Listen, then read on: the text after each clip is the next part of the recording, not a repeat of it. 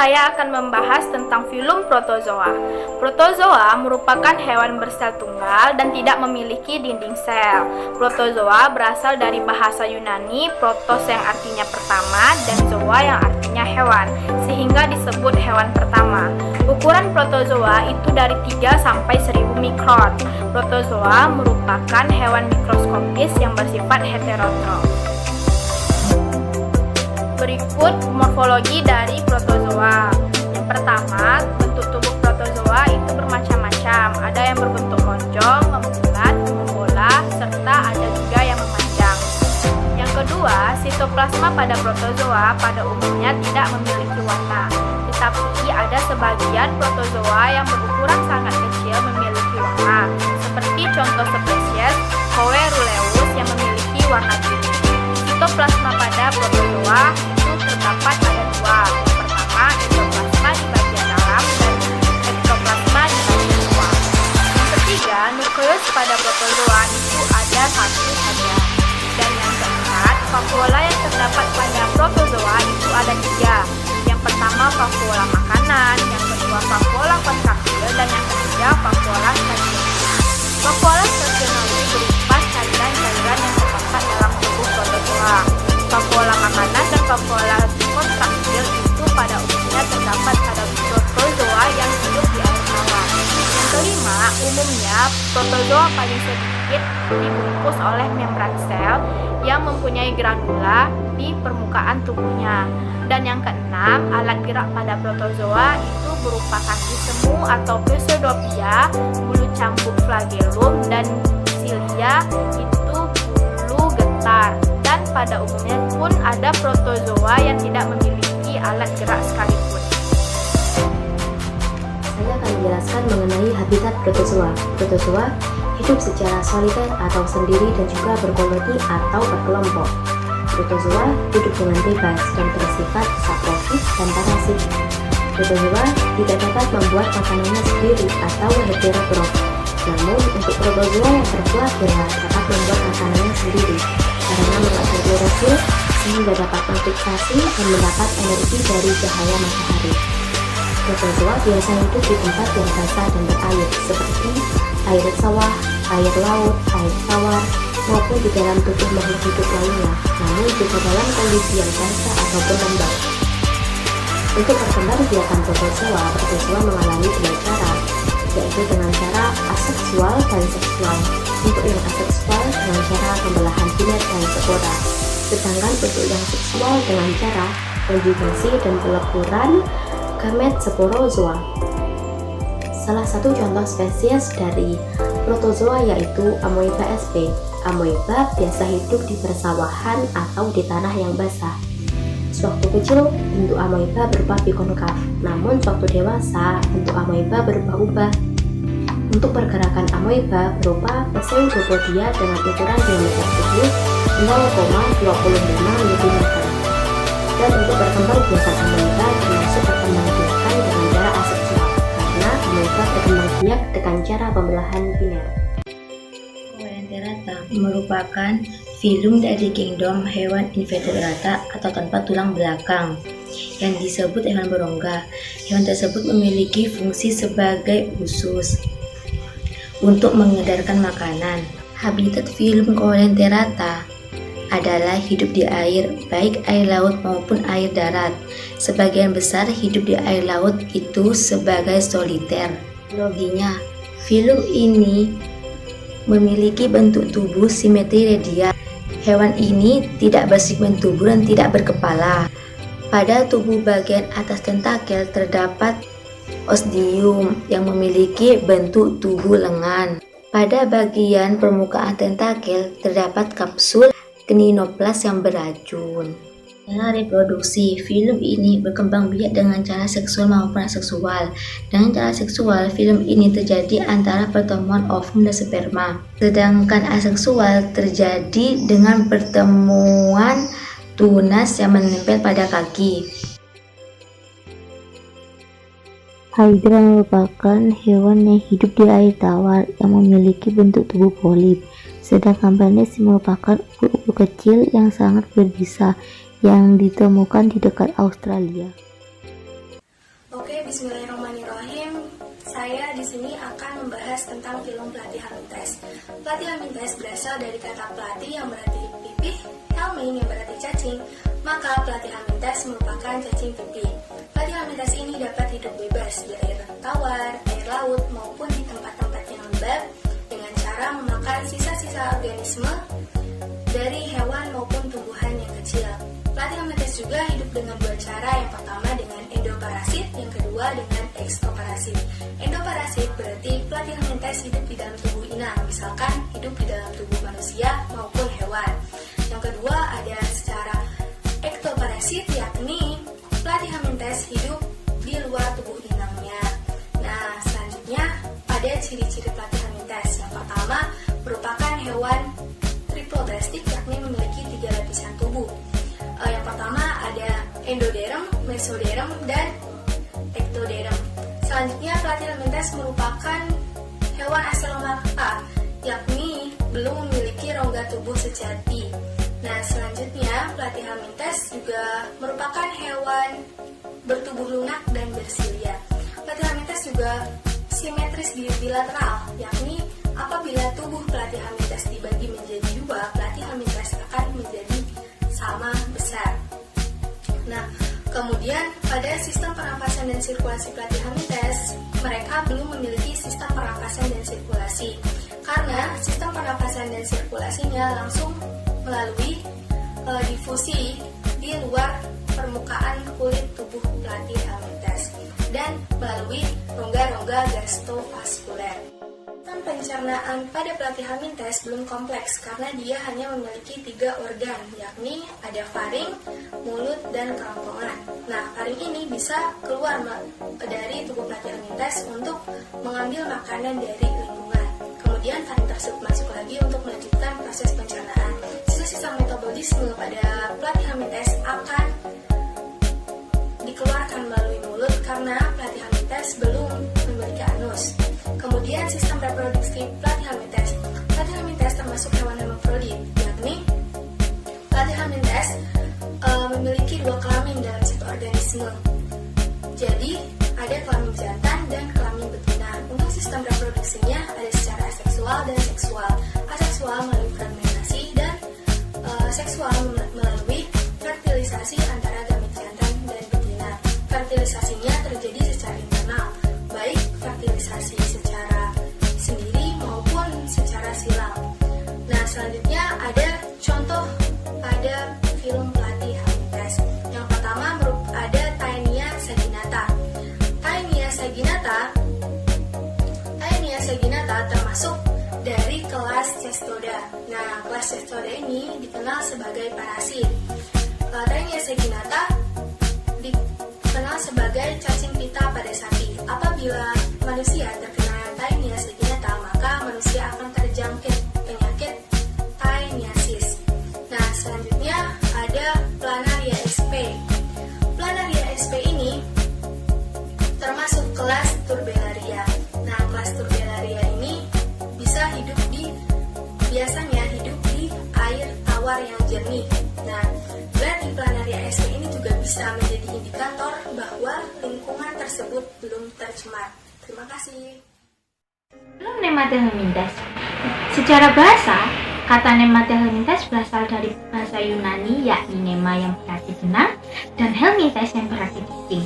Nematia Hamintes adalah cacing yang ciri utamanya berbentuk bulat panjang serta runcing pada kedua ujung tubuhnya. Bagian besar cacing Nematia Hamintes hidup sebagai parasit pada tubuh makhluk hidup lain. Namun, ada juga yang hidup bebas.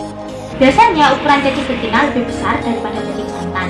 Banyak Nematia Hamintes yang berukuran mikroskopis, namun ada juga yang ukurannya bisa mencapai 1 meter. Morfologi. Nematia Hamintes umumnya berukuran mikroskopis. Meskipun ada yang panjangnya sampai 1 meter, individu betina berukuran lebih besar daripada individu jantan. Tubuh berbentuk bulat panjang atau seperti benang dengan ujung-ujung yang meruncing. Permukaan tubuh Nematia Hamintes dilapisi kutikula untuk melindungi diri. Kutikula ini lebih kuat pada cacing parasit yang hidup pada inang daripada yang hidup bebas. Kutikula berfungsi untuk melindungi diri dari enzim pencernaan inang. Nematia Hamintes memiliki sistem pencernaan yang lengkap, dari mulut, maring, usus, dan anus. Mulut terdapat pada ujung anterior, sedangkan anus terdapat pada ujung posterior. Beberapa nemata helminthes memiliki kait pada mulutnya. Nemata helminthes tidak memiliki pembuluh darah. Makanan diedarkan ke seluruh tubuh melalui cairan pseudoxylem. Nemata helminthes tidak memiliki sistem respirasi. Pernapasan dilakukan secara difusi melalui permukaan tubuh. Organ reproduksi jantan dan betina terpisah dari individu yang berbeda. Habitat: Nemata helminthes hidup bebas dan parasit pada manusia, hewan, dan tumbuhan. Nemata helminthes yang hidup bebas berperan sebagai pengurai sampah organik, sedangkan yang parasit memperoleh makanan berupa sari makanan dan darah dari tubuh inangnya. Habitat cacing ini berada di tanah becek dan di dasar perairan tawar ataupun laut. Nemata helminthes parasit hidup dalam inangnya. Reproduksi: Nemata helminthes umumnya bereproduksi secara seksual karena sistem reproduksinya bersifat gonokosis, yaitu alat kelamin jantan dan betinanya dipisah pada individu yang berbeda. Fertilisasi dilakukan secara internal. Hasil fertilisasi dapat lebih dari 100.000 telur per hari. Saat berada di lingkungan yang tidak menguntungkan, maka telur dapat membentuk kista untuk perlindungan sperma. Contoh dari filum Nemata helminthes adalah Oxyruis vermicularis atau yang biasa disebut cacing vermi dan Buseria bancrofti yang biasanya menyebabkan penyakit kaki gajah. Saya akan menjelaskan tentang Annelida. Annelida adalah makhluk yang berbentuk seperti ruas dan berbentuk seperti cincin. Annelida berasal dari kata Yunani, annulus yang berarti cincin dan eidos yang berarti bentuk, yang memiliki makna bentuk seperti cincin. Annelida adalah cacing yang memiliki tubuh bersegmen yang merupakan triploblastik dengan rongga tubuh sejati, bernafas melalui segmennya. Reproduksi Annelida dibagi menjadi dua, yaitu seksual dan aseksual. Reproduksi aseksual melalui fragmentasi atau pemutusan tubuhnya, tapi rata-rata melakukan seksual yang berarti hermafrodit, tetapi individu mengalami perkawinan silang dengan mempertukarkan spermanya untuk membuahi sel telur pasangan dari pasangan cacing tersebut. Dengan morfologi yang pertama memiliki bentuk seperti ruas-ruas dan seperti cincin. Yang kedua, bersifat triploblastik selomata, simetri bilateral, dan matemari. Yang ketiga, memiliki sistem pencernaan sempurna yang merupai mulut, kerongkongan, perut, otot, tembolok, usus, dan anus. Yang keempat, tubuh dilapisi dengan kutikula yang tipis dan sangat lembab. Yang terakhir, respirasi melalui permukaan kulit yang merupai difusi. Berikut ini adalah contoh spesies dari Annelida. Saya akan menjelaskan tentang Peremita sp atau cacing tanah yang umumnya tinggal di dalam tanah dan berbentuk seperti tabung. Berikut ini adalah salah satu morfologi dari cacing tanah. Tubuh cacing tanah tersusun atas segmen yang berbentuk cincin dan setiap segmen memiliki seta, kecuali pada dua segmen pertama. Cacing tanah memiliki mulut pada ujung anterior yang disebut prostomium. Yang kedua, saya akan menjelaskan tentang lintah atau pacet, yang merupakan sejenis cacing yang banyak terdapat di hutan hujan tropis, tempat yang lembab, sungai, danau, dan laut. Pacet memiliki alat kelamin jantan dan betina. Lintah dapat mengkerutkan dan mengembangkan tubuhnya sesuai kondisi dan memiliki warna yang sedikit kecoklatan dan juga kehitaman. Berikut ini adalah salah satu morfologinya. Pacet memiliki alat penghisap berbentuk bulat di kedua ujung tubuhnya. Di tengah alat penghisap bagian depan terdapat mulut dan juga memiliki gigi. Kebanyakan pacet hidup sebagai parasit dengan cara menghisap darah. Pacet terdiri dari beberapa bagian seperti cincin dengan panjang tubuh 2 hingga 20 cm. Pacet memiliki bagian tubuh yang peka cahaya, sentuhan, suhu, dan cuaca. Mereka juga mempunyai sistem reproduksi sebagai berikut. Alat kelamin jantan mengeluarkan sperma dan diterima oleh klitelium cacing pasangannya. Pada saat bersamaan, klitelium mengeluarkan mukosa, kemudian menuju kokon. Sperma bergerak ke alat reproduksi betina dan disimpan di reseptakel seminal. Ovum yang dikeluarkan dari ovarium akan dibuahi oleh sperma. Selanjutnya, ovum yang telah dibuahi masuk ke dalam kokon. Telur bersama kokon akan keluar dari tubuh cacing dan menjadi individu yang baru. Saya di sini akan menjelaskan tentang filum moluska. Pengertian moluska. Moluska berasal dari kata mollis dalam bahasa Latin yang berarti lunak. Moluska merupakan kelompok hewan invertebrata yang bertubuh lunak dan multiseluler.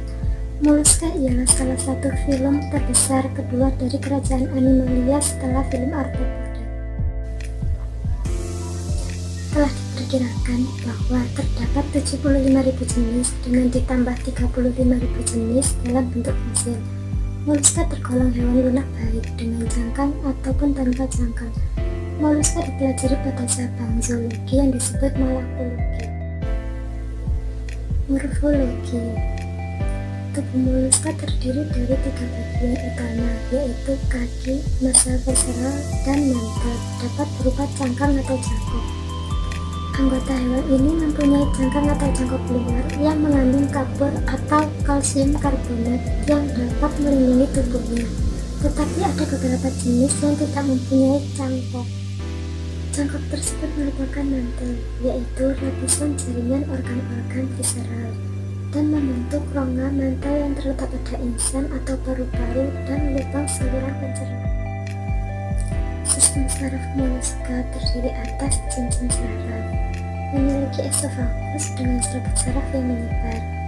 Sistem pencernaan moluska lengkap, terdiri atas mulut, esofagus, lambung, usus, dan anus. Habitat. Moluska kosmopolit artinya ditemukan di mana-mana, di darat, air laut, payau, air tawar, mulai dari daerah tropis hingga daerah kutub, dari palung benua di laut sampai pegunungan yang tinggi, bahkan mudah saja ditemukan di daerah rumah. Hal ini menunjukkan kemampuan adaptasi moluska terhadap benua sangat tinggi. Tapi pada umumnya, moluska hidup di laut.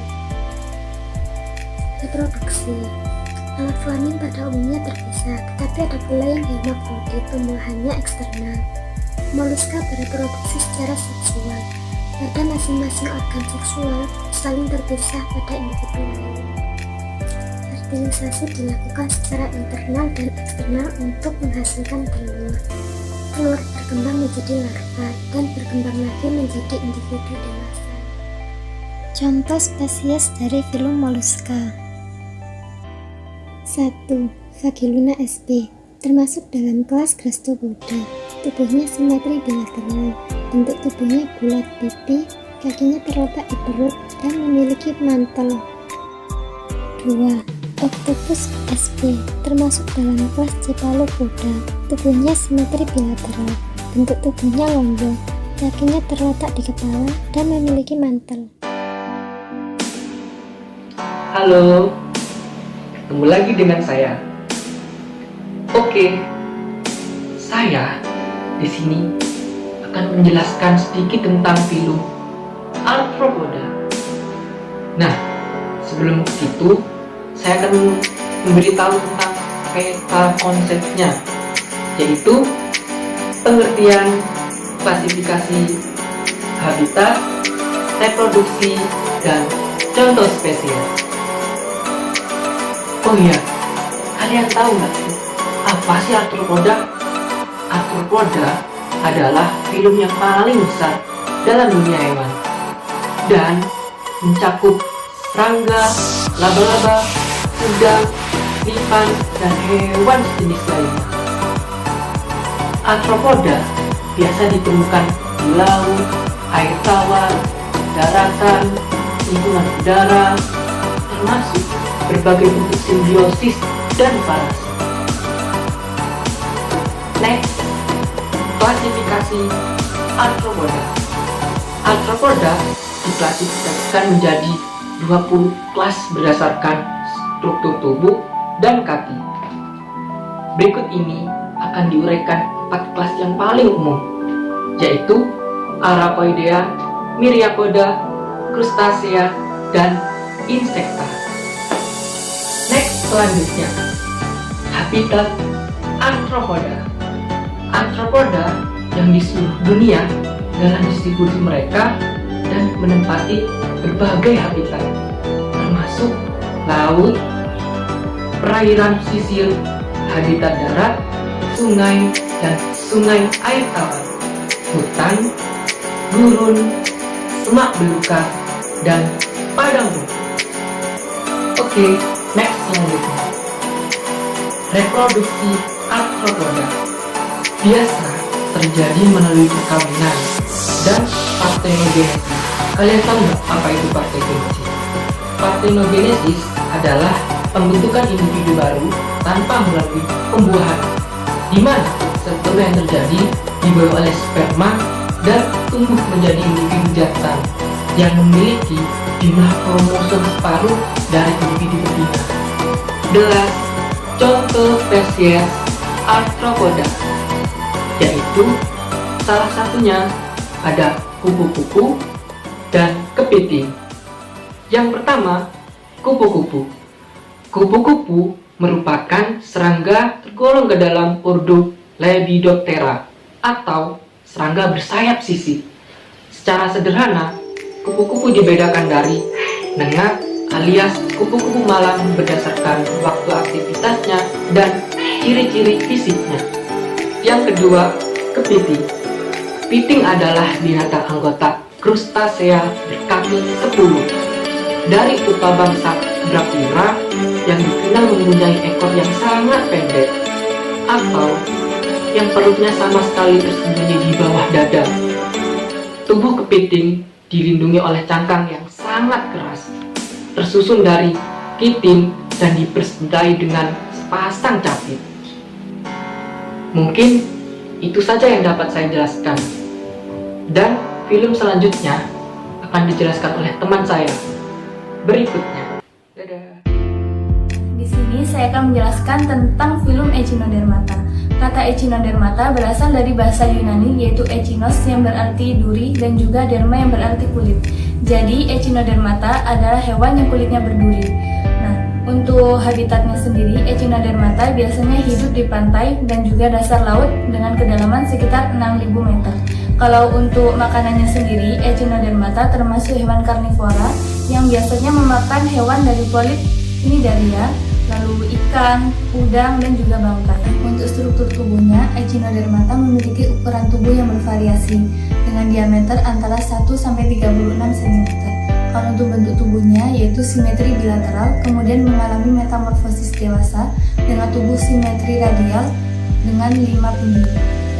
Kemudian mulutnya terletak di bawah dan anusnya terletak di atas atau biasa disebut dengan triblastic seromata, kemudian memiliki sistem ambukaral. Dia juga memiliki kemampuan autotomi dan regenerasi, yaitu kemampuan untuk memulihkan kembali bagian tubuhnya yang hilang, rusak maupun terputus. Echinodermata tidak memiliki kepala dengan tubuh tersusun dari sumbu oral aboral. Kemudian kulitnya keras karena terbuat dari zat kapur. Untuk reproduksi dari film Echinodermata ini ada dua cara, yaitu secara seksual dan juga aseksual. Nah, secara seksualnya sendiri yaitu pembuahan terjadi secara eksternal yang akan menghasilkan larva berbentuk simetri bilateral. Kemudian larva tersebut turun ke substrat dan bermetamorfosis menjadi individu yang berbentuk simetri radial. Beberapa spesies juga ada yang mengerami telurnya, yaitu secara aseksual, yaitu dengan pembelahan visi, yaitu penyekatan dan pemisahan pisin pusat atau piringan kecil di pusat tubuh, kemudian masing-masing bagian tubuh yang terpisahkan melakukan regenerasi menjadi individu yang lengkap. Contoh spesies dari film Echinodermata ini yaitu contoh yang pertama yaitu Ophiotrik fragilis. Bentuk tubuhnya mirip dengan asteroideae, memiliki 5 lengan yang panjang, langsing, fleksibel dan berbentuk seperti cambuk, memiliki kemampuan meregenerasi kaki yang putus. Hal ini digunakan untuk melarikan diri dari predator, lalu memiliki 5 rahang, di belakang rahang ada kerongkongan pendek dan perut besar, serta buntu yang menempati setengah cakram. Ophiotrik tidak memiliki usus maupun anus, pencernaannya terjadi di perut, dan tidak memiliki mata atau sejenisnya, tetapi mereka memiliki kemampuan untuk merasakan cahaya melalui reseptor pada epidermis. Contoh yang kedua yaitu Echinocardium cordatum. Nah, biasanya itu kita menyebutnya sebagai kentang laut, yang ciri umumnya berbentuk hati, berpakaian dalam tikar tebal, durinya kekuningan, berkerut, yang tumbuh dari tuberkel, dan sebagian besar menuju ke belakang. Permukaan atasnya rata dan ada lekukan di dekat bagian depan. Biasanya kentang laut hidup di dasar laut dan mengubur dirinya sendiri di pasir hingga kedalaman 10-15 cm. Di sini saya akan menjelaskan tentang filum porifera. Porifera atau spons adalah organisme multiseluler yang memiliki banyak pori sehingga air dapat melewatinya. Tubuh mereka terdiri dari mesosil yang diapit dua lapisan tipis sel. Morfologi porifera. Ukuran tubuh porifera sangat bervariasi, dari sebesar kacang polong sampai setinggi 90 cm dan 1 meter. Bentuk tubuh spons juga bermacam-macam, beberapa simetri radial, tetapi kebanyakan berbentuk tidak beraturan dengan pola bervariasi. Pada porifera, sebagian tubuhnya menghubungkan lingkungan luar dan dalam tubuh dan terletak pada bagian distal dinamakan osculum. Ruangan ini berhubungan dengan fungkul yang terletak di tengah-tengah tubuh dan merupakan ruangan yang besar. Tubuh bagian luarnya terdiri dari pori-pori atau oosita. Membuka dan menutupnya oostis diatur oleh sel parositi yang menghubungkan bagian luar dan bagian dalam tubuh. Sel-sel yang melapisi tubuh di sebelah luar adalah sel epitel yang berbentuk pipih sehingga disebut sel-sel leher atau schwannosit. Sel ini pada ujungnya mempunyai flagellum. Habitat hidup porifera adalah di laut, dan cara hidup porifera menempel di karang. Porifera mendapat makanan dari aliran air yang masuk ke dalam tubuh, makanan yang ditangkap oleh flagel yang terdapat di koanosit. Porifera melakukan reproduksi secara aseksual dan seksual. Reproduksi secara aseksual terjadi dengan pembentukan tunas dan gemul. Gemul disebut juga tunas internal. Secara seksual dengan cara peleburan sel sperma dengan ovum. Pembuahan ini terjadi di luar tubuh porifera. Contoh filum porifera adalah Haliclona dan Spongyla lacustris.